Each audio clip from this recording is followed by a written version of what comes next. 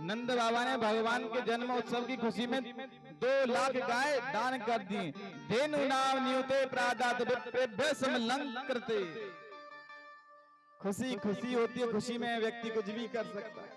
पुराने समय में जो धन होता था वह गाय का धन होता था, उसी को दान करते थे, उसी से क्रय विक्रय बाजार होता था। 2 लाख गाय ब्राह्मण को उसी समय दान कर दी। मानो खजाने में लक्ष्मी जी साक्षात विराजमान हो गई हो। जितना लुटाते जाएं अन्न धन के भंडार उतने ही बढ़ते हुए चले जाएं।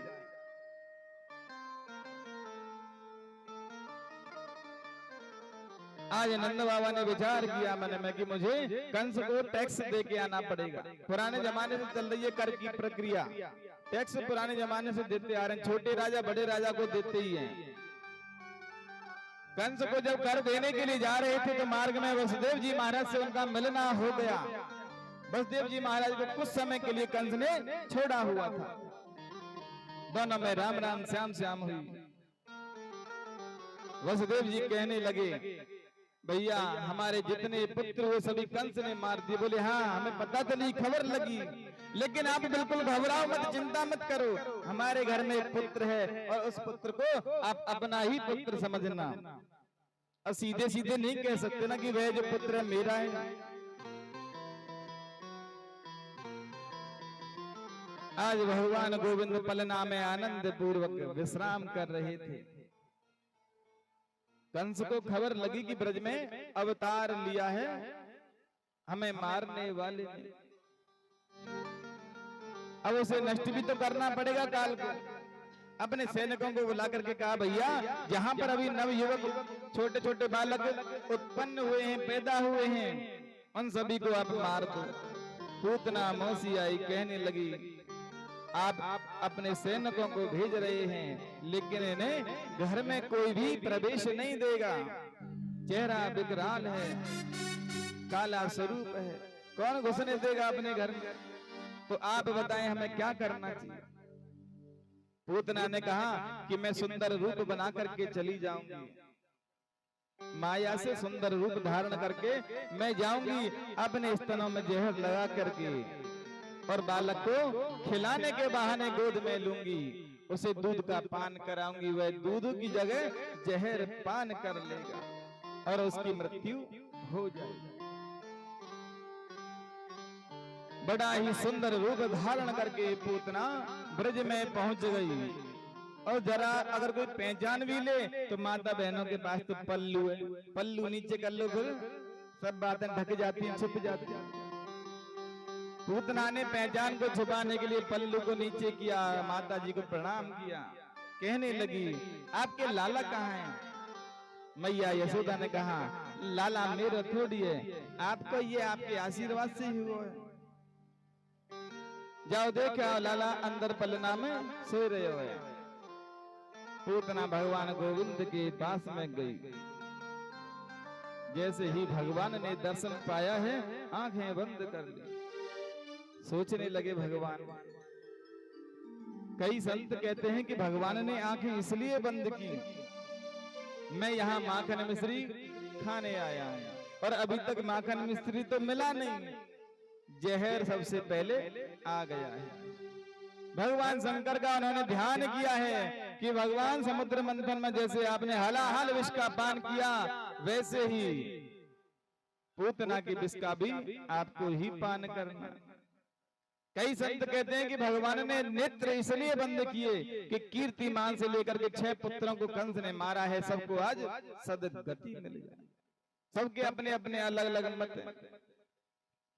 भगवान गोविंद को गोद में उठाया और दूध पान कराने लगी। स्तन पान कराते कराते आकाश मार्ग में ले गई भगवान को।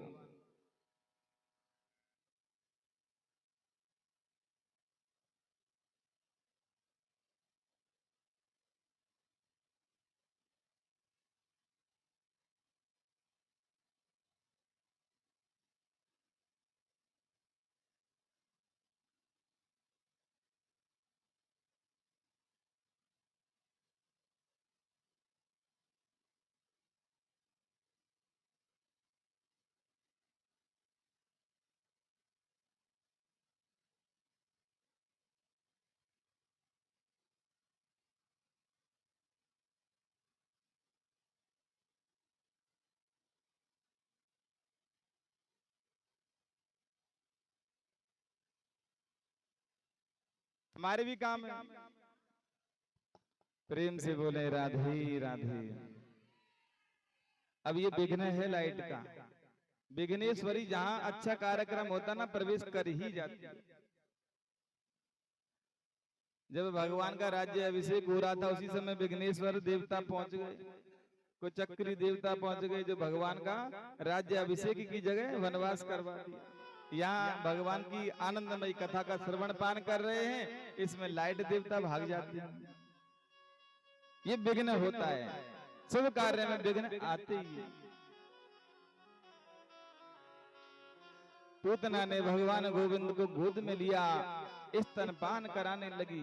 वायु मार्ग से लेकर के जा रही थी, तभी भगवान उसके प्राणों का आकर्षण करने लगे।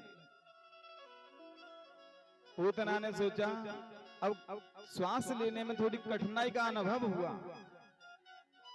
धीरे धीरे जब कंठ अवरुद्ध होने लगा है, अब तो भगवान को अपने से दूर करने लगी।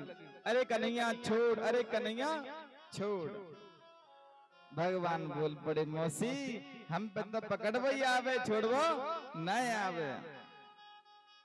अरे भैया तुम बोलते भी हो? बोले हाँ मौसी हम पर बोलना भी आता है। अब नहीं छोड़ेंगे, जो भगवान की शरणागति हो गया भगवान कैसे छोड़ देंगे जीव को, चाहे सुर हो या असुर हो। शरणागति जब ले ली है जीव ने तो भगवान छोड़ने वाले नहीं है, फिर तो पार लगाई देते। पूतना कहे छोड़ लाला छोड़। भगवान ने उसके प्राणों का आकर्षण कर लिया। वायु आकाश मार्ग से धड़ाम से जमीन पर गिर पड़ी, 6 कोस का उसका शरीर हो गया। आवाज हुई, सभी ब्रजवासी दौड़े दौड़े गए, जाकर के देखते हैं भगवान गोविंद पूतना की छाती पर खेल रहे हैं। एक पूर्णमासी पुरोहितानी थी, ब्राह्मणी, मैया से कहने लगी, अरे मैया तुम हर किसी को लाला को दे देती हो, देखो आज हमारे लाला को कुछ हो जाता तो क्या होता। दौड़ करके भगवान को गोद में लिया। सभी ब्रजवासियों ने मिलकर के पूतना के शरीर को जला दिया, लेकिन जब जला रहे थे तो बड़ी अच्छी सुगंधी निकल रही थी। राजा परीक्षित पूछने लगा, महाराज वह असुर है, राक्षस है, उनके शरीर को जब जलाया गया है तो बदबू आनी चाहिए, सुगंधी क्यों आई है? जीव चाहे कैसा भी हो, पापी दुराचारी चाहे सदाचारी, जो भगवान की शरणागति हो गया है फिर तो उसमें सुगंधी ही आएगी। उसके विचार चाहे कैसे भी हो, लेकिन एक माँ का कार्य किया, उसने दुग्ध पान कराया। और जो गति माता यशोदा को बाद में मिलेगी वही गति आज भगवान गोविंद ने पूतना को प्रदान कर। भगवान कितने दयालु हैं हमारे। ब्राह्मणी ने उस बालक को अपने साथ में लिया, गाय के पास में गई, गाय की पूंछ से भगवान को झाड़ा लगाने लगी। क्रीडंतु पातु गोविंद शयनम पातु माधव। खेलते हुए लाला की रक्षा भगवान गोविंद करें और सोते हुए लाला की रक्षा भगवान माधव करें।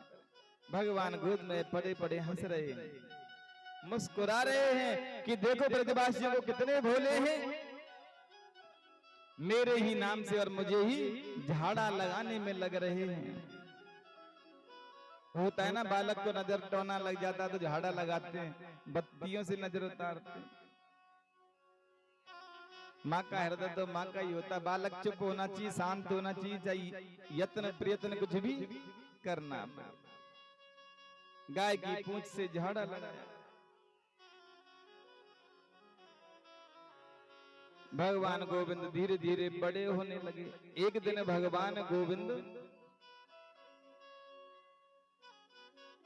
क्या देखते हैं कि नंद बाबा अपने पूजा स्थान में पूजा करने के लिए गए हैं। भगवान घुट मन चलते चलते पहुंचे।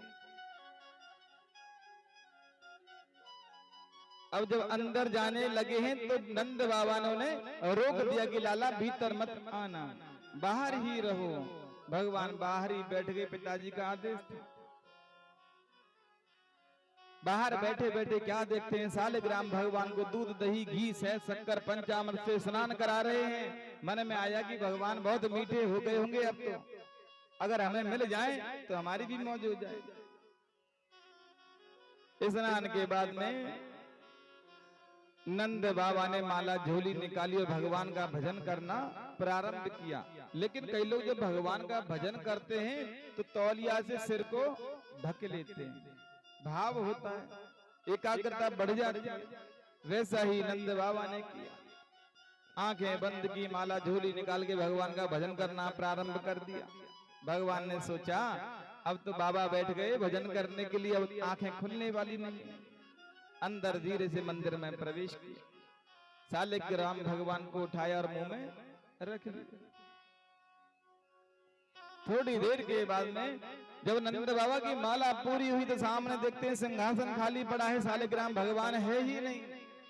सोचा गोल मटोल थे शायद इधर उधर गिर गए होंगे, ढूंढने लगे, कहीं भी दिखाई नहीं दिए। बगल में देखा तो छोटे पंडित जी और बैठे हुए, पूछने लगे लाला तेने भगवान देखे कहा? अब भगवान तो कैसे बोले, शालिग्राम भगवान मुख में रखे हुए, बोल सकते नहीं। लाला तेने शालिग्राम भगवान देखे कहा? गर्दन हिलाए और बोले मैंने नहीं देखे, करके बोले भगवान। अब पिता तो पिता होता है, बालक चाहे कितनी भी चालाकी कर ले सब समझ में आ ही जाता है। नंद बाबा ने देखा कि इनका गाल मोटा हो रहा है, जरूर कोई ना कोई एक जोड़ का भगवान के लगा दिया। लगाते शालिग्राम भगवान बाहर आ गए। शालिग्राम भगवान जब बाहर आए हैं मैया को आवाज लगाई, अरे देखो तो सही तुम्हारा लाला कितना बिगड़ गया है, आज इसने शालिग्राम भगवान को अपने मुख में रख लिया है। मैया तुरंत दौड़ करके पहुंची, भगवान का कान पकड़ा और बाहर लेकर के आ गई। एक बात तो चाहे माँ अपने पुत्र को कितना ही डांट ले, कितना ही पीट ले, पर दूसरा हाथ लगा के तो दिखा जाए। भगवान का कान पकड़ के बाहर ले गई, मैं आज देखूंगी तेरी लाला, आज तेरा ही नंबर लगेगा। भगवान को बाहर लेके आई है, उंगली पकड़ा करके चला रही है भगवान को।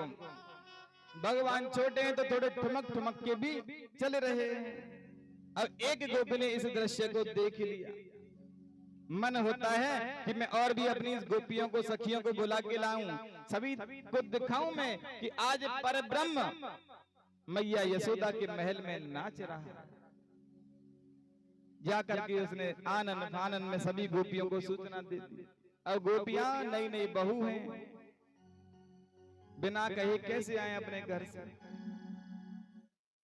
सभी ने मिलकर के योजना बना ली, अपने घर में जितनी भी मटकी हैं सबको फोड़ दो। सासू माँ आएगी, शिकायत करेगी हमसे और हमें शायद भेज दे दर्शन करने के लिए। जिसके घर में जितनी भी मटकी थी सभी फोड़ दी। प्रातः काल का समय था और सासू माँ भी भगवान का पूजन करने मंदिर गई हुई थी। सासू माँ मंदिर से लौटती हैं तो क्या देखती हैं, आज घर में मटकी फूटी हुई पड़ी। अरे बहू मटकी किसने फोड़ी? बोले आए नंद के लाल आए थे और वह मटकी फोड़ करके चले गए हैं। बहू एक काम करो, आज तुम जाओ, अगर हम जाएंगी तो बात कुछ ज्यादा बढ़ जाएगी, तुम समझाना, तुम कहना उन्हें। और यही चाहती थी गोपियां, उलाना ही तो बहाना है, कैसे भी अवसर प्राप्त हो कि हम भगवान का दर्शन पाएं। गोपियां अपने अपने घर से निकली हैं, चौराहे पे जाकर के मिल गई और भगवान को देख रही हैं। मैया जब भगवान गोविंद को लेके जा रही थी तो भगवान ठुमक ठुमक के चल रहे थे, मैया ताली बजाए और भगवान नाच रहे थे। गोपियों ने भगवान का दर्शन करके अंदर प्रवेश किया। मैया सोचने लगी आज एकादशी तो नहीं है, आज पूर्णिमा नहीं है, सत्यनारायण की कथा नहीं है, फिर गोपियां हमारे घर पे क्यों आ रही हैं? भगवान जान गए कि आज जरूर कोई ना कोई बात है। मैया का पल्लू पकड़ा और पीछे छिप गए, माथे थर थर कांपने लगे। सुखदेव स्वामी कहते राजा परीक्षित से, राजन देख तो सही कैसा परब्रह्म है जो गोपियों के केवल आने पर ही थर थर कांप रहा है, माँ के पल्लू के पीछे छुप गया है। ये प्रेम है, भगवान केवल प्रेम के वशीभूत हो जाते हैं। भगवान को वैसे कोई नहीं बांध सकता, प्रेम के बंधन में भगवान बंध जाते हैं। और गोपियों का निस्वार्थ प्रेम है, कोई कामना नहीं गोपियों की। मैया पूछने लगी गोपियों से, बताओ कैसे आना हुआ आपका, क्या बात है? अब शिकायत करनी पड़ेगी, आइए तो क्या बताएं मैया, तुम्हारा लाला बहुत बिगड़ गया है आजकल। अरे बताओ तो सही, कहाँ बात है? एक गोपी कहने लगी, मैया तुम्हारे लाला इतने बिगड़ गए हैं कि बछड़ों को खोल के भाग जाता है। मैया ने कही, एक तो तुम्हारा काम करो और ऊपर से शिकायत करो। गोपी कहने लगी, मैया काम तो करता है वो तो ठीक है, लेकिन दूध निकालने से पहले बछड़ों को खोल के भाग जाता है। अब गायों के पास में दूध नहीं रहता, हमारे सासू माता की डांट लगती। एक कहने लगी, परसों हमारे यहाँ सत्यनारायण भगवान का पूजन था, हमने चौकी पाटा लगा रखा और मैं उस समय रसोई में पंजीरी बना रही, भगवान का प्रसाद बना रही थी। मेरे पास में आए, मुझसे कहने लगे, भाभी जी राम राम। मैंने की राम राम। कहने लगे मुझसे, अपने सत्यनारायण भगवान के दर्शन तो कर लो। मैं बाहर आई चौक में, जहां मैंने चौकी पाटा लगा रखा था, वहां जाके क्या देखती हूँ मैया, तुम्हारे लाला ने तो कुत्ता की पिल्ला बिठा दी। कहते हैं अपने भगवान के दर्शन पालो। तुम्हारे लाला ऐसी शिकायत करते हैं तेरी, ये इतनी बदमाशी करता है।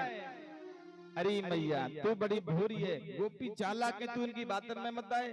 इनको पतियार करे मैं तस्कर ये साह, और चोर नाम मेरो धरे, धौन ना देंगी प्यार। कन्हैया कन्हैया की शिकायत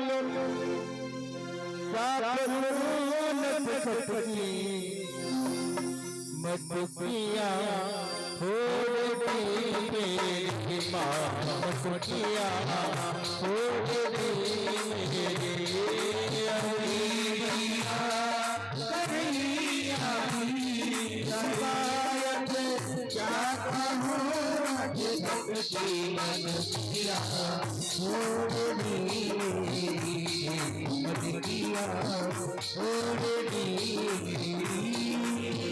आकर पास में चुपके, आकर पास में चुपके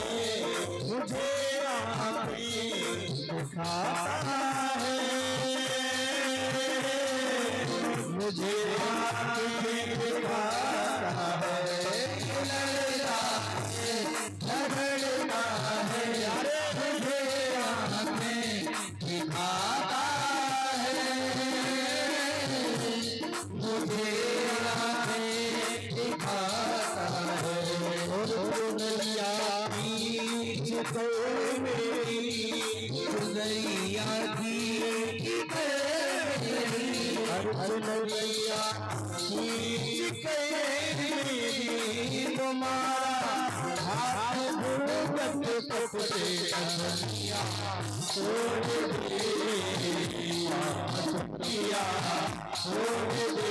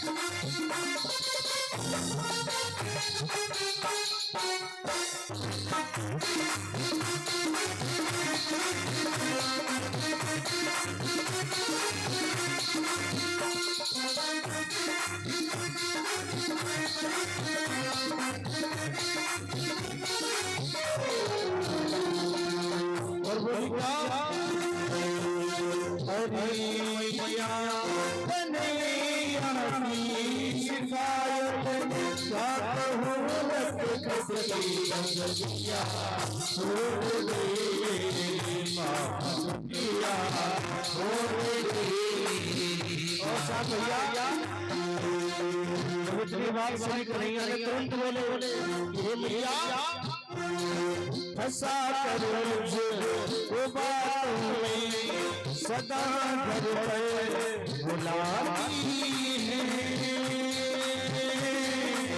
सदा घर पे बुलाती है करूँ मैया शिकायत में आती है शिकायत लेके आती है अगर इनका करूँ मैया शिकायत लेके आती है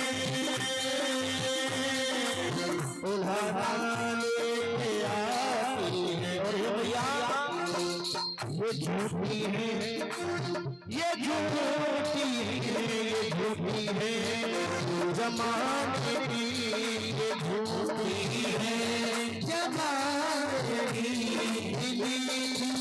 कल मुझे पंडत से सोचिया छोड़ दिया छोड़ दे छोड़ दे।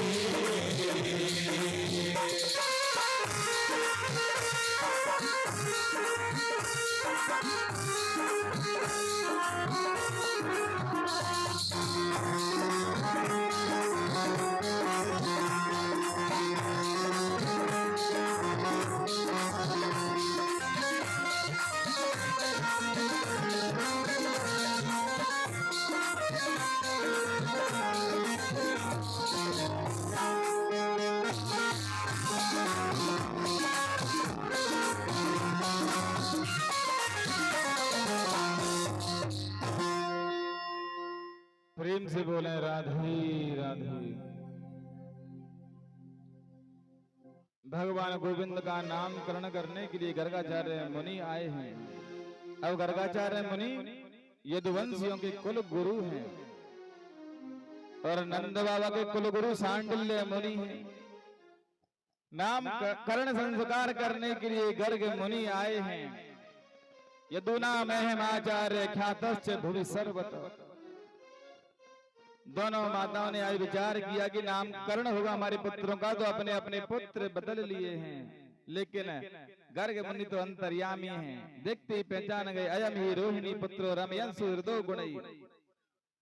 जो मैया यशोदा की गोद में बैठे हैं ये रोहिणी पुत्र बलराम हैं। इनका नाम संकर्षण है,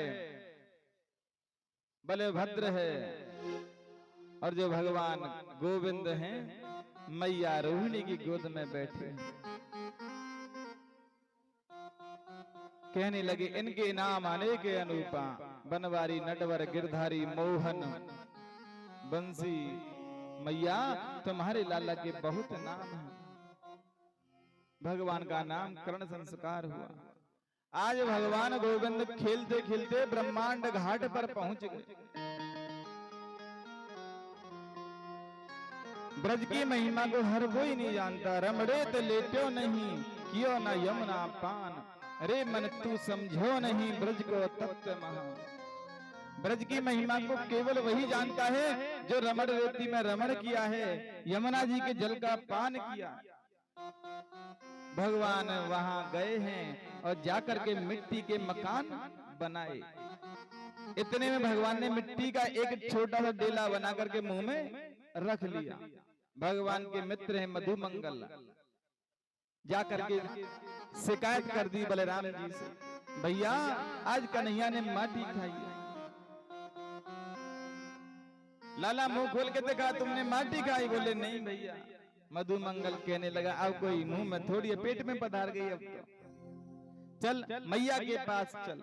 मैया के पास में गए, शिकायत करने लगे बलराम जी, मैया आज लाला ने माटी खाई है। क्यों रे लाला माटी खाई? बोले नहीं मैया, सब झूठ नाम लगा रहे हैं। मुंह खोल के देखा, बलराम जी को पास में लेकर के गए हैं कन्हैया, कहने लगे भैया तुमने मेरा नाम लगाया है कि माटी खाई है, मैं भी मां से कहूंगा कि बलराम भैया भांग के गोला खाना। बलराम जी सोचने लगे इसकी तो पिटाई बाद में होगी, पहले हमारा नंबर लग जाएगा। कहने लगे मैया पहले कभी खाई हो तो पता नहीं है, मेरे सामने तो कभी खाई नहीं। मैया ने कि मैं किसी की बात नहीं मानूंगी। मुंह खोल के दिखा, जैसे ही मुंह खोला है भगवान ने पूरे ब्रह्मांड के दर्शन करवा दिए मैया। आज भगवान गोविंद प्रातः काल गुटमन चलते चलते माँ के पास में आए। माँ उस समय दही बिलो रही थी। दही बिलो रही थी तो मैया के हाथ पकड़ लिए, कहने लगे मैया मुझे माखन चाहिए। मैया ने कहा बेटा अभी ताजा माखन निकला नहीं है, कल का रखा हुआ है, उसे खा ले। अब जिद तो जिद होती है बालक की। बोले नहीं मैया ताजा माखन चाहिए और अभी चाहिए। माँ के हाथ पकड़ लिए, माँ को दही बिलोने ना दे। भगवान को गोद में लिया, अब बहलाना फुसलाना पड़ता ये बालक को। चंद्रमा दिखाया भगवान को। मैया ने कहा बेटा तेरे ताई में चंदा लेके आऊंगी।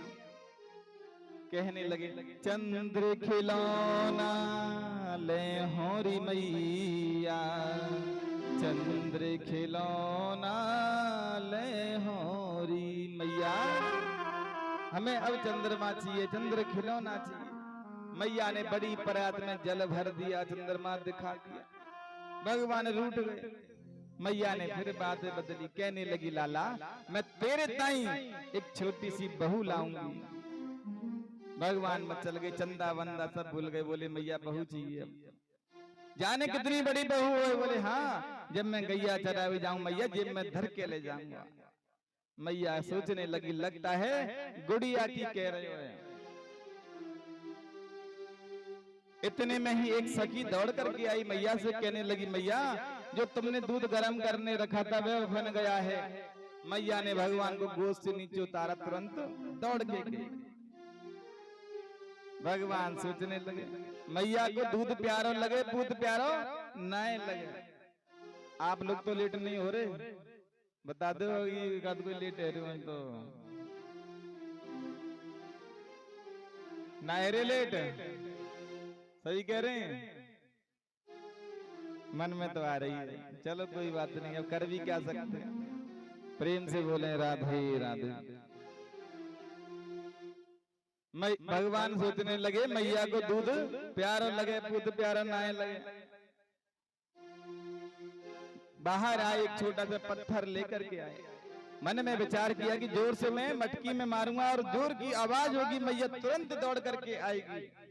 भगवान ने जैसे ही मटकी में पत्थर मारा, मटकी फूट गई। आवाज तो हुई नहीं और मटकी फूट गई। अब तो सोचने लगे माँ डांटेगी पीटेगी, डर की वजह से खुद ही रोने लग गए। झूठ मूठ के भगवान ने आंसू लगा लिए। मैया लौटी तो क्या देखती है, मटकी फूटी पड़ी है, दही बिखर गया है। डांट लगाने लगी। भगवान को उखल से जाकर के बांध दिया और अपने काम में लग गई। अरे काहे बांध दियो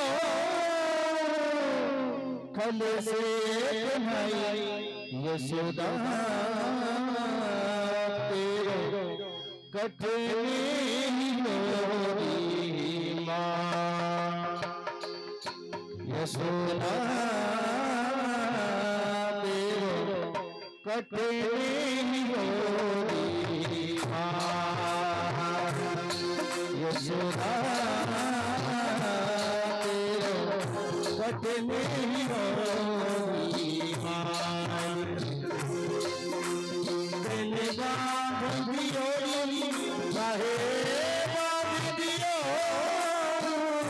कल से यशोदा तेरो कठिनी मोरी मां हो यशोदा तेरो कठिनी मोरी मां। मैया ने भगवान को उखल से बांध दिया, अपने सभी कार्य में लग गई। भगवान कौन से शांत बैठने वाले थे, वे तो उखल को पीछे बांध करके भागने लगे, दौड़ने लगे, खेलने लगे। भगवान के द्वार पर दो पेड़ हैं यमलार्जुन के, जो दोनों यक्षों के पुत्र हैं, कुबेर के पुत्र हैं। श्राप वश वे जड़ बन गए हैं, वृक्ष बन गए हैं। भगवान ने उखल को दोनों पेड़ों के मध्य में फंसाया और दोनों का उद्धार कर। इतने जोर की आवाज हुई, सभी ब्रजवासी दौड़े दौड़े गए। भगवान को मैया ने गोद में लिया। आज नंद बाबा के भैया हैं घनानंद, कहने लगे जब से हमारे लाला आए तब से कोई ना कोई राक्षस यहाँ आता रहे हो। अब हमें गोकुल में नहीं रहना है, अब हमें वृंदावन में चलना है। नम वृंदावनम नाम पशव्यम नव काननम। जैसे गोकुल में यमुना जी का पावन किनारा है, वैसे ही वृंदावन में भी यमुना जी का पावन किनारा है। ब्रजवासियों ने सोचा जहां हमारे लाला को खुशी होगी वहीं हम रहेंगे। सभी ब्रजवासियों ने विचार नहीं किया कि वहां जाएंगे तो रहेंगे कहां। अपनी अपनी बैलगाड़ियों में सामान लाद लिया। सामान लाद करके बैलगाड़ियों में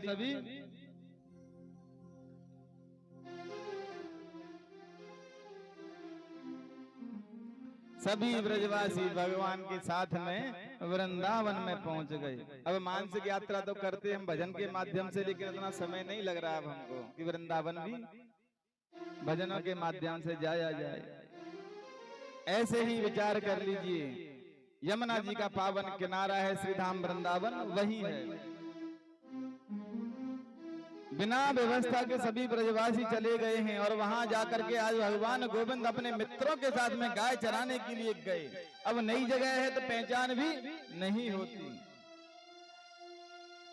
कंस ने आज अघासुर राक्षस को भेजा जो सर्प के रूप में आया है और भगवान ने उसका भी आज उद्धार कर दिया। लेकिन आज की घटना को 1 वर्ष के बाद में जाके बताया मित्रों ने। सुखदेव मुनि से पूछने लगे हैं राजा परीक्षित ऐसा क्यों हुआ। बोले एक बार क्या हुआ, जब अघासुर आया था भगवान के मन में विचार था कि आज हमें मधुमंगल के घर का भोजन पाना है। भगवान ने जिद कर ली। अब मधुमंगल बेचारा गरीब ब्राह्मण कहां से भोजन करा। घर से खट्टी कढ़ी को लेके आया था और उसे भी भगवान चाट गए। जब भगवान चाट गए ब्रह्मा जी सभी को ब्रह्म लोक में ले गए। ऐसे करके उनका 1 वर्ष ब्रह्म लोक में व्यतीत हो गया।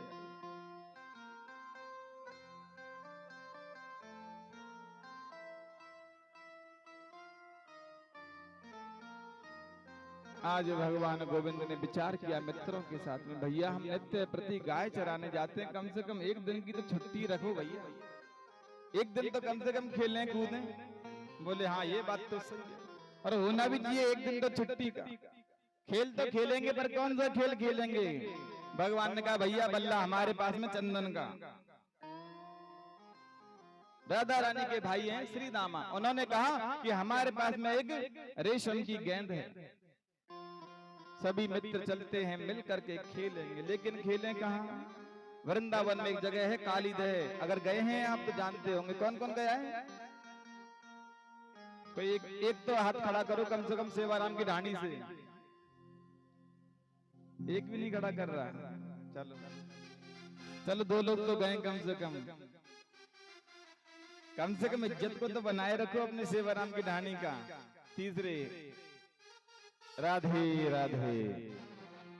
जाना चाहिए, बड़ी पावन भूमि है, भक्ति वहीं पर नृत्य करती है और हृदय में भी वहीं से प्रवेश करती है। एक बार दर्शन करके जरूर आओ।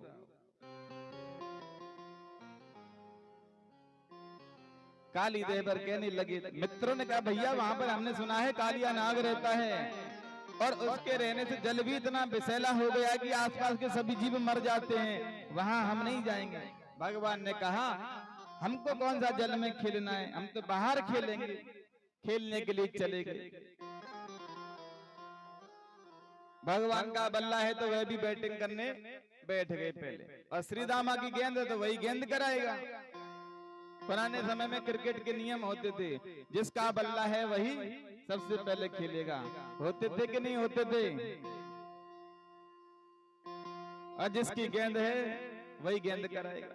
भगवान का बल्ला था, भगवान ने जोर का शॉट लगा दिया गेंद में और गेंद काली देह में डूब। भगवान को नाटक करना था। श्री दामा से कहने लगे भैया हम तेरे लिए ऐसी 10-20 गेंद ला के दे देंगे, लेकिन काली देह से हम नहीं ला सकते। श्री दामा ने कहा भैया खेलने में कौन सा बड़ा छोटा होता है, हमें तो हमारी उसी गेंद को लेकर के आओ। भगवान कहने लगे तुम्हें पता है मैं बड़ा जिद्दी हूँ, अगर उसी बात को ठान लिया तो उसी गेंद को लेके आऊंगा। हाँ हाँ जरूर जाओ और उसी गेंद को लेके आओ। भगवान कदम्ब के पेड़ पर चढ़ गए और काली देह में कूद गए। वहां कालिया नाग रहता था, जिसके साथ में भयंकर युद्ध हुआ। तांडव गति मुंडन पर नृत्य बनवारी, फम फम फम फनन ऊपर नाचत गिरधारी।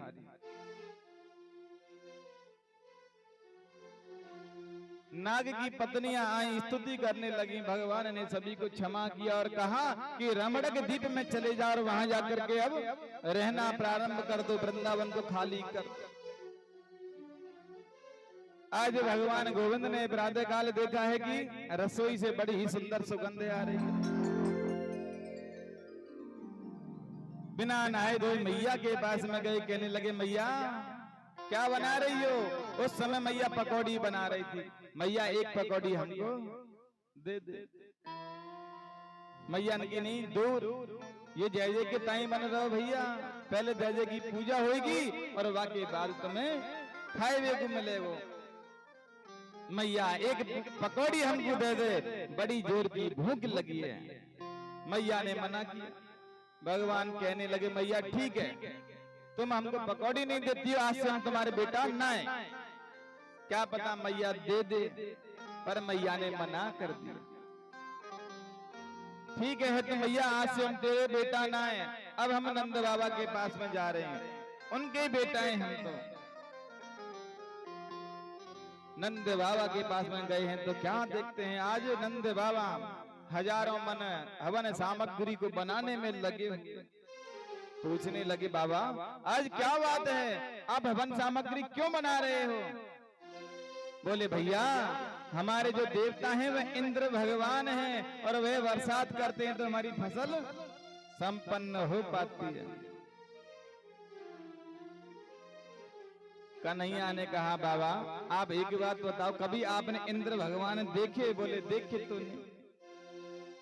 अरे जब है ही ना है तो देखोगे कहां पे? तुम्हें पता नहीं है जो बरसात होती है वह गोवर्धन महाराज गिरिराज महाराज करवाते हैं, आपके इंद्र भगवान नहीं करवाते। और हमारे भगवान तो ऐसे हैं वे आपके सामने भी आ जाएंगे। आपका कभी प्रसाद इंद्र महाराज ने खाया नहीं होगा, लेकिन हमारे गिरिराज महाराज अपने हाथों से भोजन पाएंगे।